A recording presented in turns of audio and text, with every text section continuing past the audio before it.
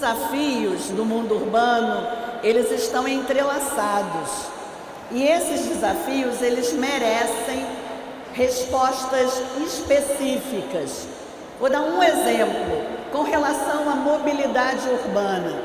Nós sabemos que é preciso investir em transportes não poluentes, em transportes mais rápidos, como se discutiu lá na plenária de mobilidade.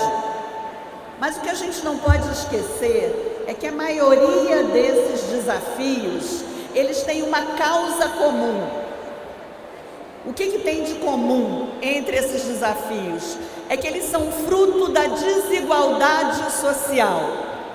E a gente só vai, de fato, conseguir enfrentar esses desafios se nós juntos, homens e mulheres que somos construtores das cidades, nós conseguirmos produzir, construir uma outra forma de sociedade, mais inclusiva, com mais distribuição e que não tenha tantas desigualdades. Então, algo que a gente tem que ter em mente é que esses desafios, eles podem ter respostas específicas, mas o conjunto deles depende de uma outra forma de organização da sociedade. E o mundo urbano, ele não é só produzido, construído, organizado pelos governos e pelas empresas.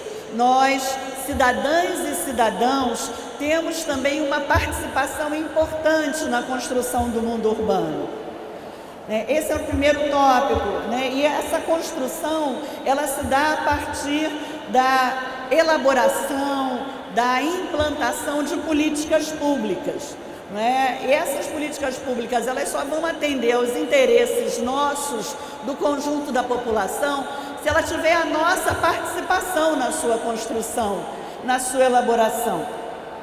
Então, aqui uma exigência para nós, pensando no agir das SEBs, de como é que anda a nossa participação cidadã, de que forma que nós temos participado da reflexão e da ação no que diz respeito aos destinos do mundo urbano.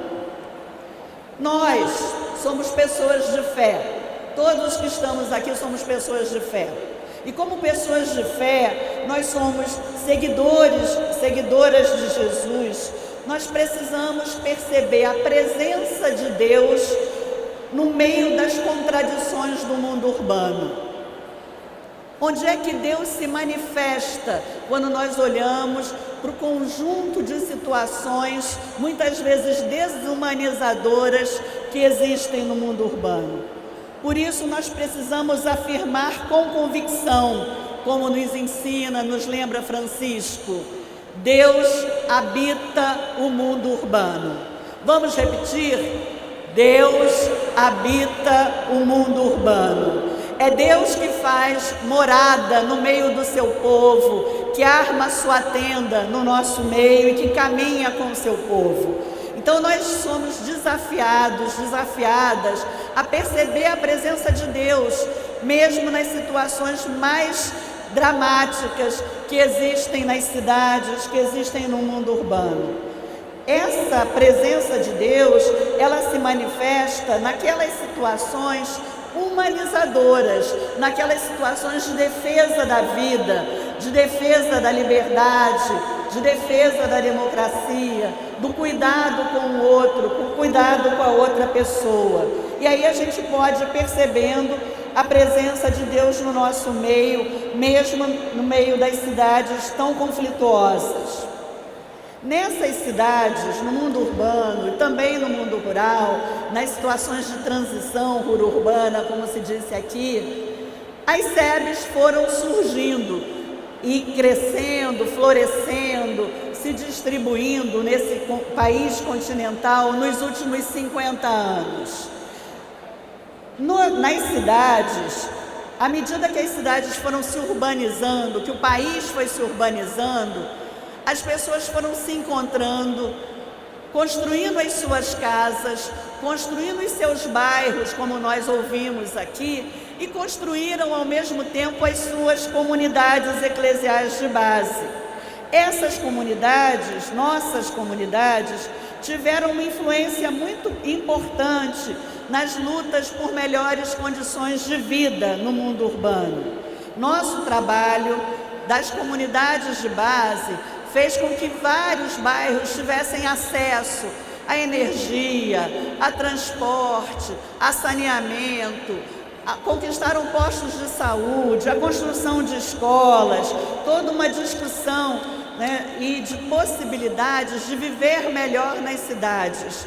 As comunidades eclesiais de base tiveram e têm uma influência muito grande nessa melhoria da qualidade de vida da população urbana, ao lado de outros agentes sociais. Não foram as comunidades sozinhas que conseguiram todas essas melhorias, mas lutando ao lado de outros que também desejavam melhorar as condições de vida da população, em especial os movimentos populares, foram sendo melhoradas as condições de vida.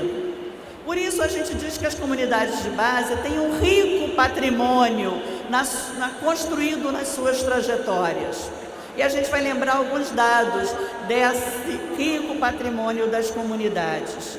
Em primeiro lugar, as comunidades são lugar de reforço, de tessitura de laços comunitários. Nas comunidades, reunidas nas casas, reunidas nos centros comunitários, reunidas nos espaços eclesiais, às vezes debaixo de uma árvore, as pessoas se encontram e as pessoas vivem e se tornam mais pessoas. Tem toda uma dimensão de humanização que se dá no encontro e na constituição de redes de solidariedade. A gente ouve as pessoas dizerem que se compreenderam mais como pessoas, aprenderam a se valorizar como pessoas, a partir da inserção, da entrada e na vivência numa comunidade eclesial de base, onde elas têm voz e vez, onde elas aprendem o compromisso com o outro, com a outra pessoa, que não se esgota ali, naqueles que participam na comunidade, mas que se espraia também para as pessoas que moram em volta, para quem está ali naquele território. Por isso, o compromisso com as outras pessoas, e não só os membros da própria comunidade, é uma marca característica das SEBs, faz parte do seu patrimônio. Outra dimensão importante é a questão dos pequenos grupos. As comunidades são pequenos grupos, algumas cresceram muito, mas elas se constituem a partir de pequenos grupos, em que as pessoas se conhecem face a face, sabem dos problemas uma das outras, conhecem as famílias, sabem das situações de alegria e de tristeza que vivem os seus companheiros de comunidade. Nas comunidades também, nós acompanhamos todo um processo de educação popular que não se dá nas escolas, mas um aprendizado que se dá na prática, que se dá na possibilidade de compreender e de formar compreender o que está acontecendo no mundo à nossa volta e de procurar ter ações que enfrentem essas situações. A formação da consciência crítica, numa perspectiva de educação popular, que nos faz perceber quem nós somos, qual é o nosso lugar no mundo, quem são os nossos aliados, quem são os nossos adversários. Tudo isso é fruto de um processo de educação que se dá nas comunidades eclesiais de base. E aqui a gente não pode deixar de lembrar a importância do método ver, julgar e agir. Olhar para a realidade, o que está acontecendo na realidade, confrontar essa realidade com a palavra de Deus, com a tradição da igreja, com o ensinamento da igreja, e a partir desse confronto buscar pistas de ação na realidade, no nosso chão. Fruto desse conjunto, desse processo de educação popular, e dessa utilização do método herdado da ação católica, do ver, julgar e agir, um outro patrimônio fundamental das comunidades eclesiais de base é a leitura popular da Palavra de Deus. uma leitura da Bíblia que anima a nossa caminhada, que nos sustenta, que nos leva a seguir adiante, mas uma leitura que ela é baseada na realidade vivida das pessoas que fazem essa leitura e celebração da palavra de Deus. É uma leitura que não é fundamentalista, mas que quer ter uma inserção, que vai e vem na comunidade, que sai da comunidade, que é feita no coletivo e que nos ajuda a agir no coletivo. E também toda a dimensão da celebração. A gente olha a realidade, confronta a realidade com a palavra de Deus e com a tradição da igreja, procura pistas de ação e celebra. Celebra as conquistas, celebra as pequenas vitórias, celebra as nossas angústias, as nossas dificuldades. Enfim, a dimensão celebrativa do cotidiano é um outro elemento fundamental do patrimônio das SEBs, né, que nós fomos construindo ao longo das últimas décadas. E nessa relação de buscar agir na realidade, as SEBs se aproximaram e ajudaram a construir muitos movimentos populares e ajudaram a construir também partidos políticos, né? Nós, das comunidades eclesiais de base, muitos de nós temos inserção política partidária, mas também na política mais ampla, que busca deslocamentos nas relações de poder na sociedade. Esse apoio, inserção, caminhar junto com os movimentos sociais, com os movimentos populares, fez com que as SEBs tivessem um papel importante na redemocratização do nosso país.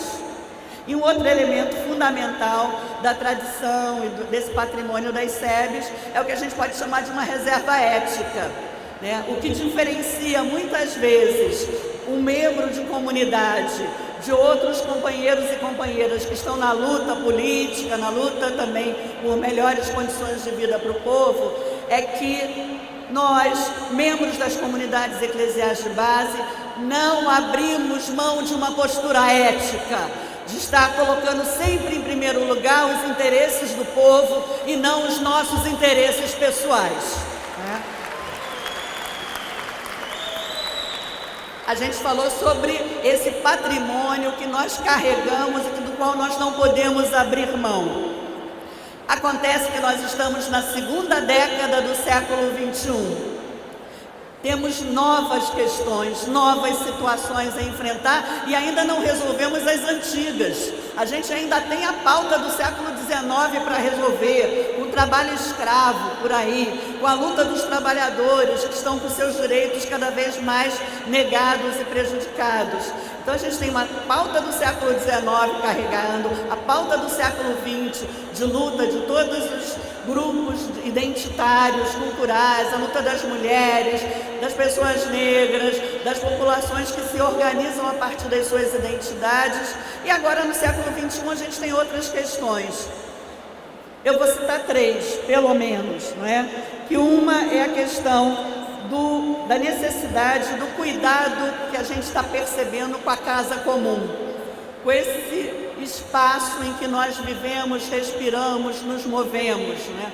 O cuidado com o planeta, com o universo, se torna também parte da pauta das comunidades eclesiais de base, né? Nessa dimensão, esse cuidado com a casa comum traz uma série de exigências para nós, para a nossa ação das comunidades eclesiais de base. Também, Francisco tem nos lembrado que existe um conjunto enorme de refugiados, de pessoas deslocadas por causa das guerras, por situações climáticas, por catástrofes, por perseguição política. E muitas dessas pessoas chegam nos lugares em que estamos organizados em comunidades de base. Então, a temática dos refugiados e refugiadas também tem que fazer parte da nossa pauta das comunidades de base. Um outro elemento importante da pauta atual é a relação com as tecnologias. A gente está aqui cercado de tecnologia, né? E muitas vezes a gente se enrola na utilização desses recursos, dessas possibilidades, né? Então, o mundo da atualidade é o mundo do avanço tecnológico, é muito rápido, iminentemente rápido. E as nossas comunidades têm que dialogar também com esse universo, que para muitas delas é um universo novo, um universo em que nós não sabemos navegar. Tem outro elemento também, vão ser mais dois, da pauta, da atualidade. Nos lembraram aqui ao longo desses dias que nós vivemos numa situação da articulação internacional do comércio ilegal de drogas, do tráfico de drogas. Esse é um negócio muito lucrativo. Os lucros não ficam nos nossos países, eles estão em paraísos fiscais. É um negócio que é financiado por um capital muito pesado. Quem está na ponta da distribuição de drogas, que são os nossos jovens, negros, pobres, das periferias das nossas cidades, esses é que morrem no confronto com diferentes facções e no confronto com a polícia. Mas quem financia esse negócio está nos congressos, está no judiciário muitas vezes, está na fachada de grandes empresas. E é isso que a gente tem que compreender quando a gente pensa na grande violência que está graçando nas grandes e nas pequenas cidades brasileiras e também no meio rural. Não dá para ficar só enxugando o gelo e achar que com prevenção ao consumo de drogas a gente vai conseguir de alguma forma influenciar nessa lógica de violência que perpassa as nossas cidades. A gente tem que compreender esse fenômeno para poder atuar junto dele, nessa dimensão do tráfico. Além disso, faz parte da nossa pauta hoje todo esse retrocesso que nós vivemos no Brasil nos últimos 2 anos, de recuo dos direitos tão duramente conquistados ao longo dos últimos anos.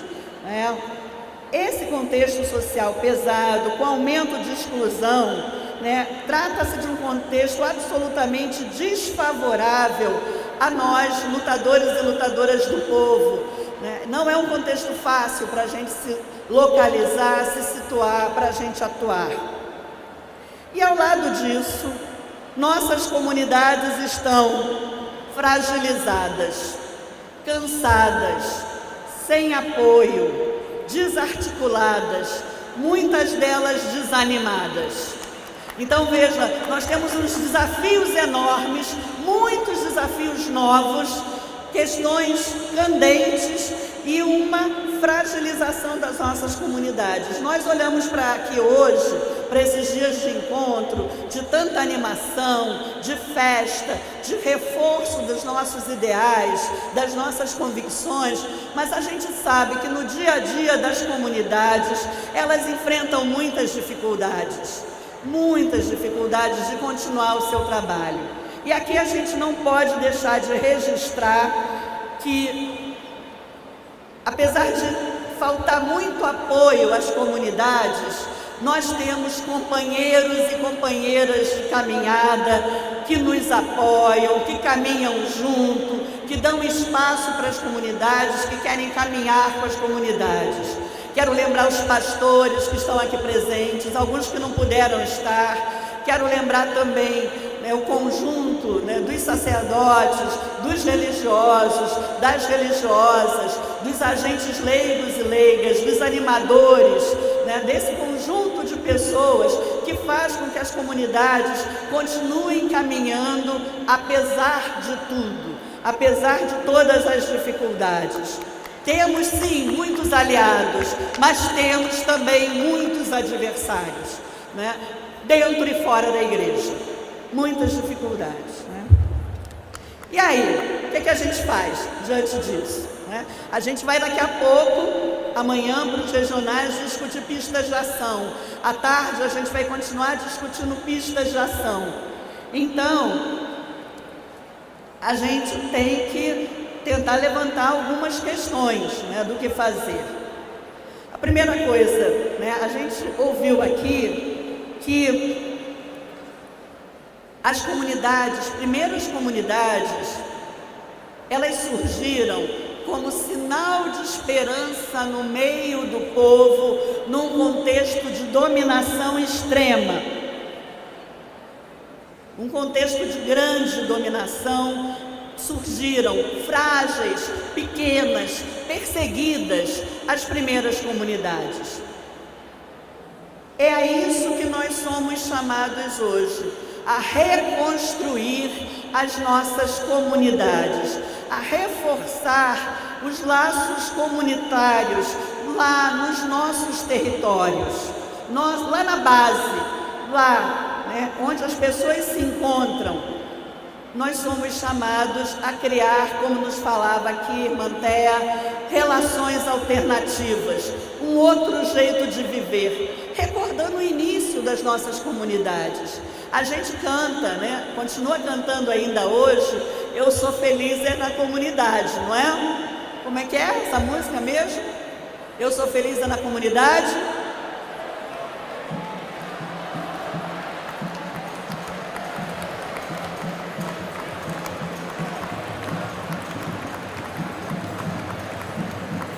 Será que as nossas comunidades hoje são lugar de felicidade? São lugar em que as pessoas são felizes? São lugar em que as pessoas são aceitas como elas são? São lugar em que as pessoas podem dizer a sua própria voz, dar a sua opinião, dizer a sua palavra, se sentir acolhidas, se sentir valorizadas, como a gente falou que é um patrimônio das comunidades eclesiais de base? Será que nossas comunidades são lugar de felicidade? Num contexto de individualismo, num contexto de desumanização, num contexto de desvalorização da pessoa humana, num contexto de indiferença, de consumismo exacerbado, será que lá na comunidade a gente está conseguindo fazer coisas diferentes disso? Ser uma proposta alternativa? Será que lá na comunidade a gente está conseguindo ouvir os gritos que existem lá no nosso território? Então, uma primeira exigência é essa, de reconstruir as nossas comunidades eclesiais de base lá nos nossos territórios, mas fazendo uma articulação em rede das comunidades. Uma comunidade sozinha não é nada, ela é muito frágil, ela precisa estar junto com outras, trabalhando em rede, trabalhando em conjunto, para se fortalecer e para poder dar respostas mais efetivas às necessidades do povo, às necessidades que existem ali naquele meio. Um outro elemento importante, fundamental nessa reconstrução das comunidades eclesiais de base é que elas têm que ser comunidades inclusivas, incluir todas as pessoas que desejem participar dela, aquelas inclusive que estão nas situações mais fragilizadas. E aqui, para que sejam comunidades inclusivas, elas precisam reconhecer, precisam respeitar e precisam valorizar as diferenças que existem no meio do povo, que existem no meio das comunidades. Vamos repetir esses verbos? Reconhecer, respeitar, valorizar as diferenças étnicas, as diferenças de gênero, as diferenças culturais, as diferenças de geração, né? Todas as diferenças têm que ser compreendidas como parte da natureza humana, que é suscitada por Deus, né? Nada que é humano nos é estranho, não é isso? Nada do que é humano pode nos ser estranho. Então, comunidades inclusivas, elas têm que se abrir ao diálogo, elas precisam estar em diálogo. Alguns diálogos foram desejados e expressados aqui nesse plenário.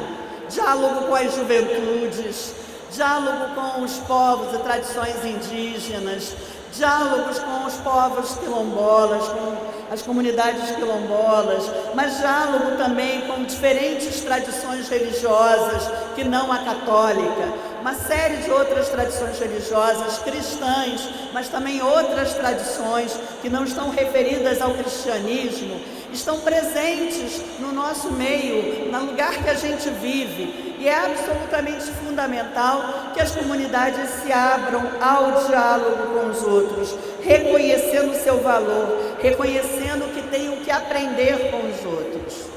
É muito difícil para os adultos acharem que tem que aprender alguma coisa com a juventude, né? Mas nós precisamos aprender com a juventude. Os jovens têm muitas coisas a nos ensinar. Por exemplo, em suas novas formas de articulação, de movimentação, formas de organização mais orientais, horizontais, menos burocratizadas, mais leves, mais livres, né? Nessas formas, os jovens têm criado vários coletivos, e isso pode nos ajudar a pensar nas nossas e a criticar e a criar outras formas de organização diferentes das que nós criamos até agora, que são muito hierarquizadas, muito burocratizadas, muito pesadas. A gente demora muito para tomar uma decisão. Mas os jovens também têm que aprender com os adultos. Por isso que a gente incentiva e insiste na necessidade do diálogo intergeracional. Aí a gente tem uma via de mão dupla. E isso só vai acontecer se a gente conviver, se as comunidades estiverem abertas à participação juvenil. Outra coisa importante nesse diálogo com a juventude é como os jovens navegam muito bem nesse campo da tecnologia, eles podem muito bem contribuir com as comunidades a se localizar e se aproveitar destas tecnologias de informação e comunicação para articular melhor a vida, as atividades, as lutas das nossas séries. Além disso, ainda nessa dimensão do diálogo com os outros, é fundamental que as nossas comunidades se coloquem numa atitude de aproximação ecumênica, de diálogo interreligioso, num contexto de muita intolerância religiosa que nós vivemos hoje. Diálogo de aproximação, temos muitas coisas em comum com pessoas que professam a sua fé diferente da maneira como nós professamos. As exigências do mundo, elas são comuns a todos nós. Então a gente não vai ficar investindo em divisões quando os desafios são tão grandes. Nós precisamos nos unir para enfrentá-los. E aqui, para nós, fica uma questão muito séria. É muito fácil fazer aproximação, ecumenismo, diálogo com quem pensa igual a nós. Mas tem gente que vive a sua fé, que se organiza religiosamente de uma maneira muito diferente, que não partilha de todas as nossas formas de compreender o que é ser cristão, estar no mundo. E muitas vezes nós ouvimos aqui no intereclesial, nos pequenos grupos ou mesmo na plenária, uma maneira pejorativa de se falar de comunidades pentecostais, neopentecostais, que têm a sua própria forma de se articular, de crer, de cultuar, de celebrar. Por mais que determinados grupos não queiram se aproximar de nós, mas nós temos que estar abertos à aproximação, abertos ao diálogo e dar alguns passos. Então, nessa dimensão da aproximação, do diálogo, nós temos muito que caminhar, muito mesmo que caminhar. Além disso, precisamos, mesmo nesse contexto de dificuldades, de lutas, a gente precisa de retrocessos, nós precisamos reconhecer os pequenos avanços e celebrá-los. Lá onde a vida do povo é defendida, onde a vida do povo tem lugar, aí sim a gente tem que perceber a ação de Deus, a presença de Deus e celebrar essas conquistas, essas lutas. Exigências no campo da formação.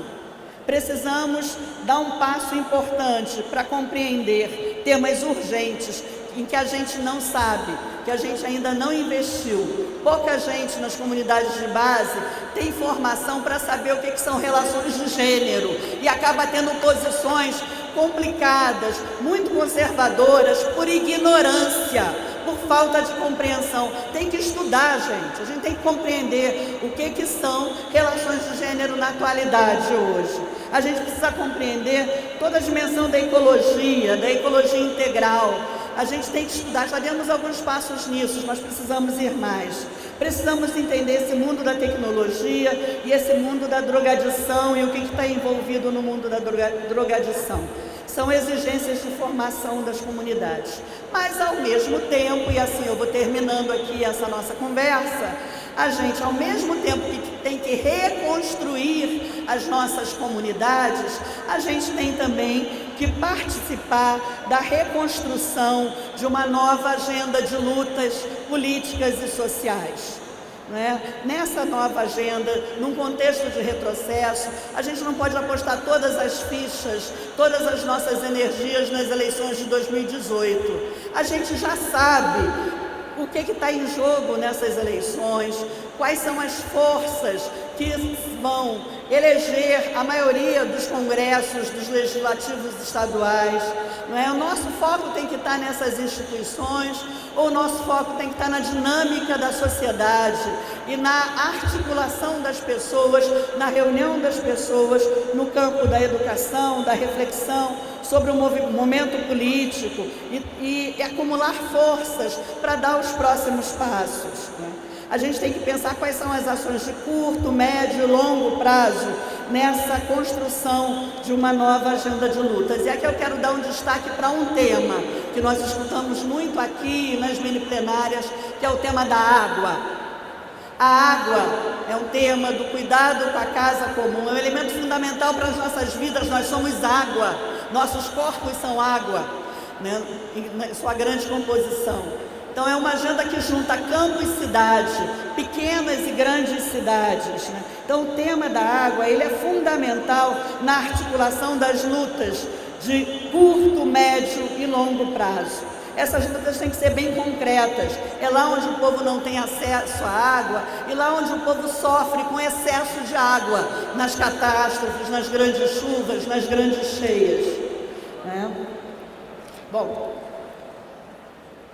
vou cortar aqui, Uma das questões fundamentais também nessa luta de curto prazo é aproveitar esse momento político para refletir sobre as pessoas com relação aos retrocessos desses governo golpista a qual estamos submetidos. E aí tem uma proposta que o Pedro já se referiu, que o Sérgio vai falar também, que é dos referendos revogatórios. Então vou deixar que o Sérgio se detenha mais nesse campo.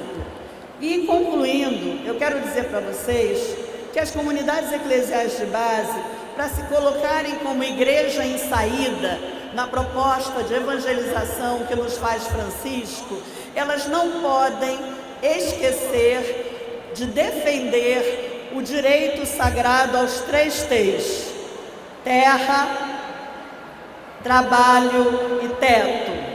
Terra, trabalho e teto são elementos fundamentais também da nossa pauta.